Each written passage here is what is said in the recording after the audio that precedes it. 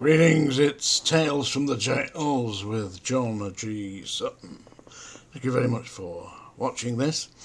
And don't forget, folks, that you can leave me a comment down here. Leave me a comment. Well, there's a link down below here, yeah, that takes you to my book on Amazon, which I highly recommend. Well, I would do, wouldn't I? I wrote it, yeah. Or you can get an audio book or a Kindle. Audio book's very good. Listen, I want to talk today about some perverts, yeah? Perverts, people like Gary Glitter, Paul Gadd. He's currently in a hostel as part of his licence, but he's stating that as soon as he's able, he's going to leave the United Kingdom, which he says is a dangerous place to be. Well, it will be, won't it? I mean, I don't know if you've seen it on the news, but the people have been trying to break into the hostel to get a hold of him. You know, these heroes who want to act like vigilantes and give Gary Glitter a beating. That don't work. You could beat paedophiles all the time, day and night, won't work. They don't think they've done anything wrong. They think you've done something wrong for attacking them, which, let's face it, you can't take the law into your own hands. You really can't. I mean, I've had times when I've been in charge of the unit that houses sex offenders at Strangeways. There's about 30 or 40 sex offenders in there. And basically it's easy work. Well, it is easy work for the jailer. I mean, all you do is say, right, get behind your doors and shut the cell doors. And they go in there and they shut the cell doors. Why? Because if they don't and say, so you want to play games, eh? All right, I'll leave you out. Let's see what happens. Because they don't want that, do they? They don't. So they go in the cells and lock themselves in. The problem is that some of these perverts, pedophiles and all the rest of it, they're in for various obnoxious sexual activities. And of course, if they're all in the same block together, they can get on with practicing that. Practice on each other, probably. I just don't get involved when I've been doing that. Because there's no point, is there? I mean, if that's people's chosen way of life, no matter what I do, I am not going to correct that as a jailer, am I? I can't correct it. And all the thugs who want to go in and give Gary Glitter and people like that a battering, they're not going to correct it. All they're going to do is physically injure the man, and that won't help, because he'll then just be a paedophile who limps a bit. It won't help, will it? So please, if you detest paedophiles, and we all detest the crime, but the individual has to be treated with a degree of respect, because, and I know you think, and most people would think that paedophiles don't deserve any respect, but they're human beings, and they're very disturbed, mentally ill human beings who need treatment. As I said, at the Scrubs they had treatments for them. They were trying to adjust their behaviour through medication. Now, I'm not exactly certain that the medication worked, because it certainly had physiological changes taking place in those that were taking the drugs, in that their genitalia shriveled up and they started to develop female breasts, or like breasts that very much looked like female breasts. It was whatever it was that they were giving them. I'm not exactly certain, because they didn't discuss that with me. It was just every week they'd come in and have an injection or whatever it was that they were giving them at the Scrubs.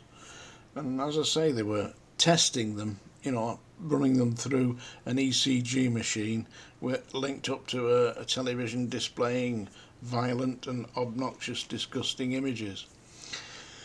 So they were reading the brainwaves. It's very much a Clockwork Orange kind of situation. But that's Gary Glitter at the moment. He's in a hostel at the moment, very much now, and there's people been trying to climb over the walls and get out. So it's just causing trouble for society.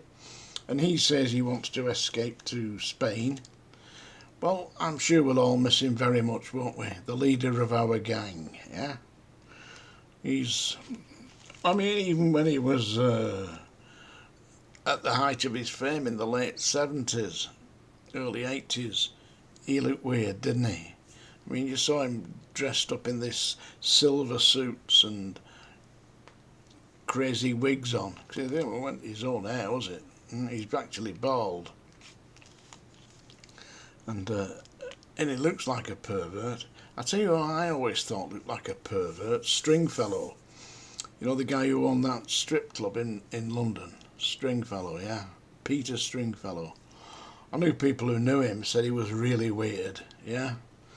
He used to come and sit, if he thought you were rich and all that, he'd come and sit next to you on your table when you went into his club and try and make conversation.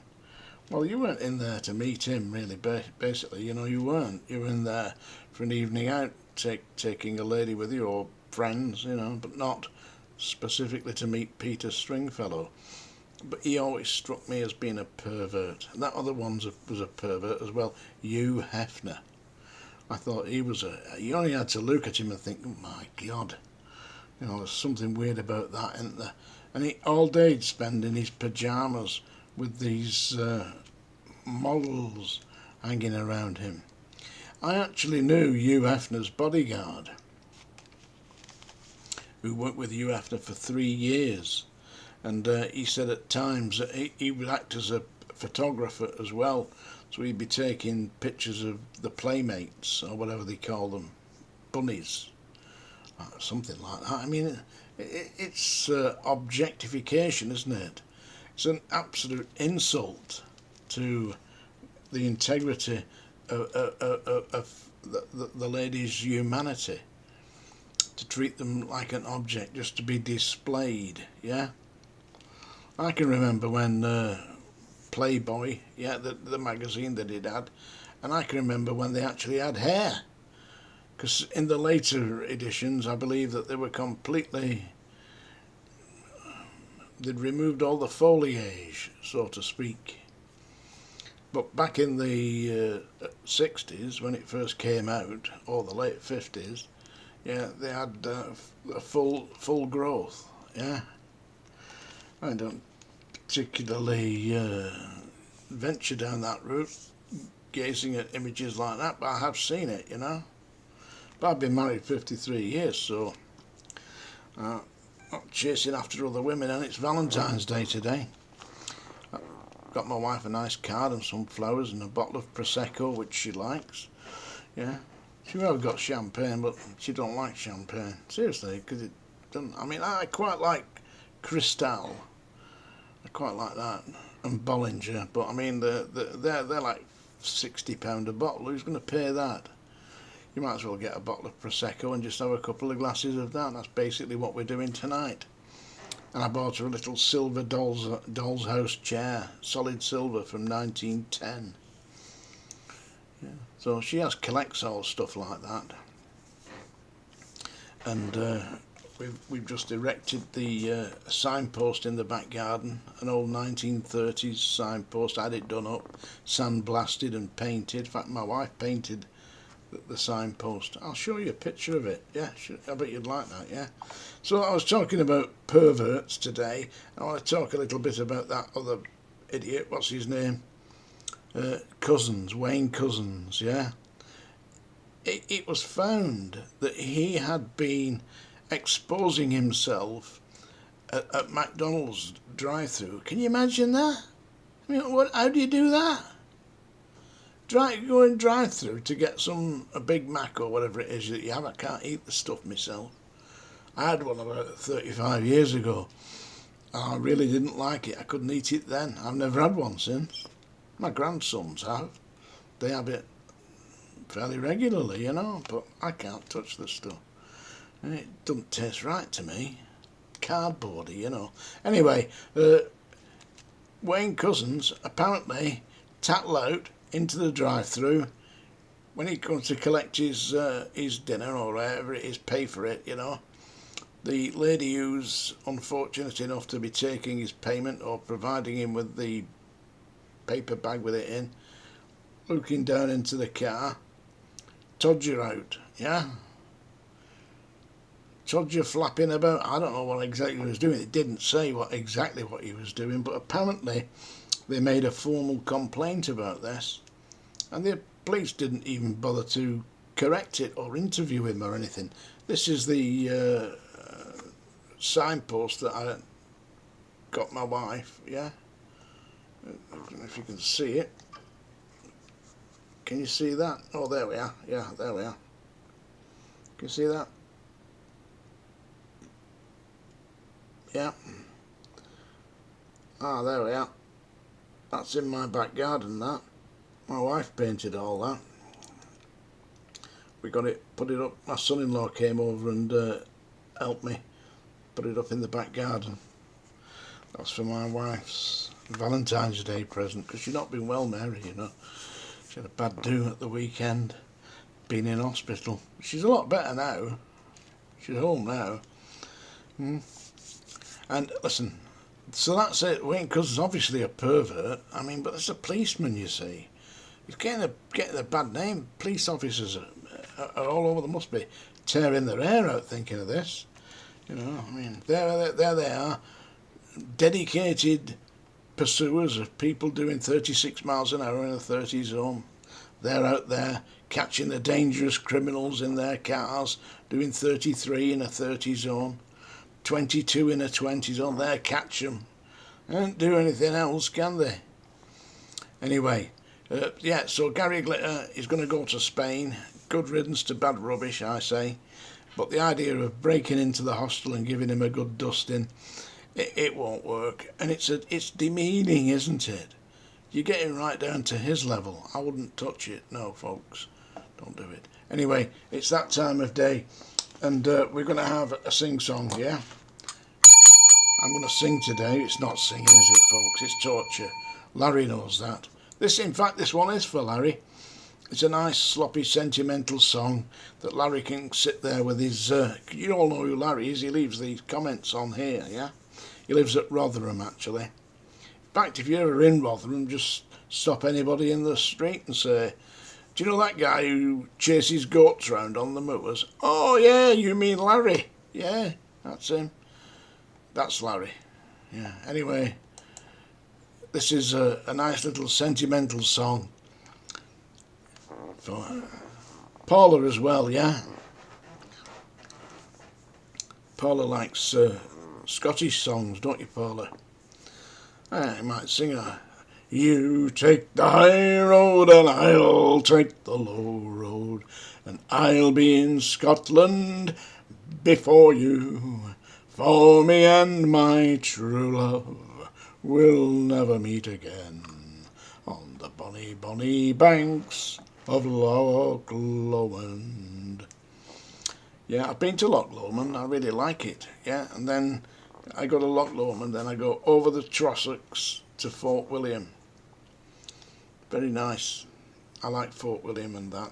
Here we go. And this is specially, it's dedicated to all the people who send me nice messages on here, and some of them who have even bought me a coffee. And I have drunk it very hot and drink the toast, yeah? So this is The Little Boy That Santa Claus Forgot, eh? There you go. Are you sitting comfortably? You won't be when you've heard this. He's the little boy that Santa Claus forgot, and goodness knows he didn't want a lot. He sent a note to Santa for some soldiers and a gun. It broke his little heart when he found Santa hadn't come. In the street he envies all those lucky boys, then wanders home to last year's broken toys. I'm so sorry for that laddie, for he hasn't got a daddy. Are you crying now, Larry? He's the little boy that Santa Claus forgot. You know, Christmas comes but once a year for every girl and boy. The laughter and the joy they find in each brand new toy. I'll tell you of a little boy that lives across the way. This little fella's Christmas, well, it's just another day. He's the little boy that Santa Claus forgot. And goodness knows he didn't want a lot. He sent a note to Santa for some soldiers and a drum. It broke his little heart when Santa didn't come. In the street, he envies all those lucky boys that wander home to last year's broken toys. I'm so sorry for that laddie. Dry your eyes, Larry. He hasn't got a daddy. He's the little boy that Santa Claus forgot. There you go. That's especially for Larry, the goat man of Rotherham. And of course we had a little sing-song for Paula there. And let's have a big shout out for Barry Smith. Needles and sewing bags. Yeah, mail bags. Keep it up. Is that your hobby, Barry? Yeah. And Dave. You're looking well, Dave. Thank you. We'll meet again. It is Tales from the Jails.